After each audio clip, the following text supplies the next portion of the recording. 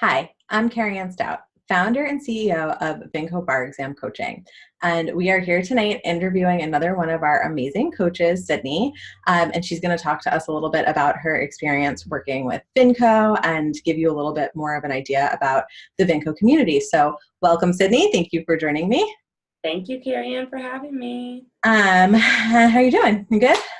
I'm doing good. Enjoying the day. Finally, I see sunshine, which is like not a thing we've been seeing on the East Coast for like, I don't know, 6 months. Right. Yeah. I'm pretty pumped about that. So let's just jump right in and answer some of these questions. So for most students and lawyers, actually, when they think back on the bar exam, it's not like the happiest time of their life.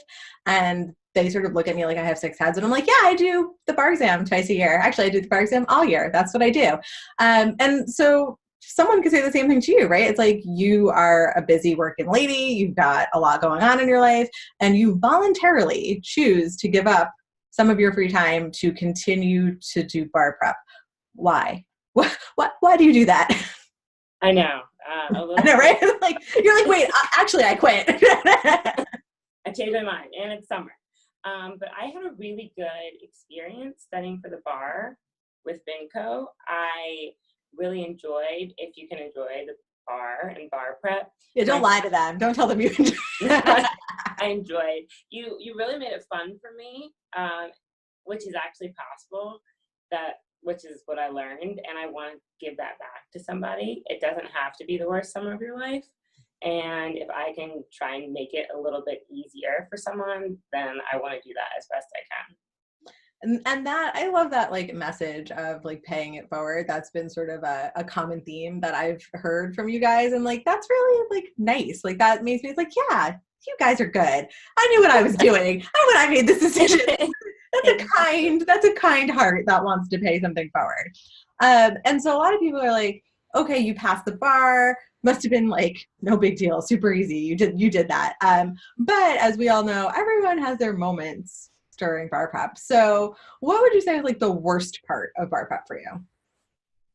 The worst part, I think, is first getting a book and realizing all the subjects that are going to be on the bar and the fact that you're supposed to cram all that into your head. By a book, you mean like 25 pounds worth of books when they arrive? Literally 40 pounds worth of books that they send to you, and they just drop them on your doorstep. Like, here you go study.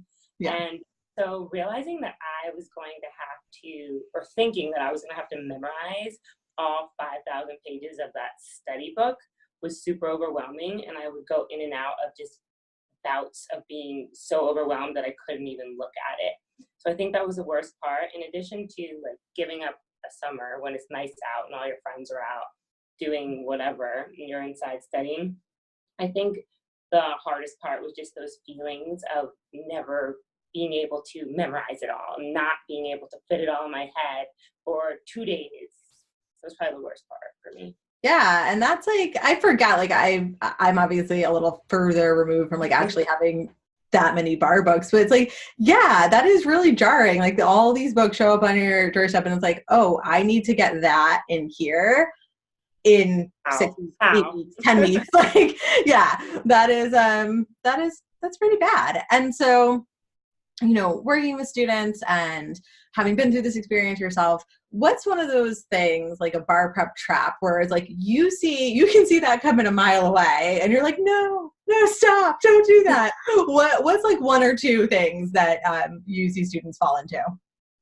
I think the first trap is what I just mentioned, and I fell into it. I was hoping you would follow up with that. Definitely feeling like you have to memorize all 5,000 of those pages is a big trap, because while you do need to know the law, you don't need to know every single word on all of those pages, especially verbatim, which is the trap I fell into. If Barbary had a rule, I felt like I had to memorize Barbary's rule, and that's not necessarily the case. Don't get me wrong, you need to know the black letter law, but you do not need to know all 5,000 pages of those books. And it's certainly not verbatim. I would agree with you on that. Definitely not.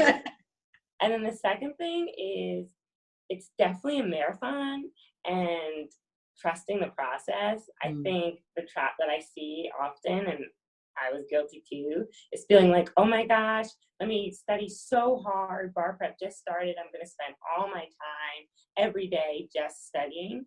And you really have to pace yourself because you don't want to burn out. It is a 2 months, for some people 3 months studying experience. And you study 15 hours every day starting the first day of bar prep. My brain doesn't work like that.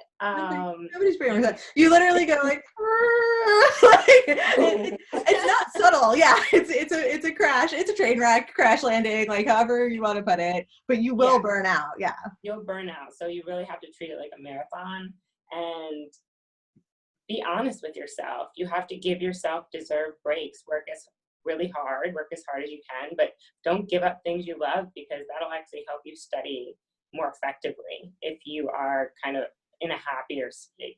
Yeah, Sydney, get the Starbucks. Sydney, get the Starbucks. I got Starbucks. And so that was obviously great advice, but I feel like this is the hardest question I ask, which is, you have someone come up to you and you're like, oh, you're a bar prep coach. Like, you know stuff about the bar exam. I have 5 minutes. Tell me one thing. Like, if you could only give someone one piece of advice going into the bar, I know you could say 2 if you really can't narrow it down, but no more than 2. You only have 5 minutes and you're going to tell them, like, here's what's most important. What are the 1 or 2 things you would tell them? Okay. The first thing I would tell them is practice. I think this is another trap that I fell into, was trying to memorize the bulk of my time.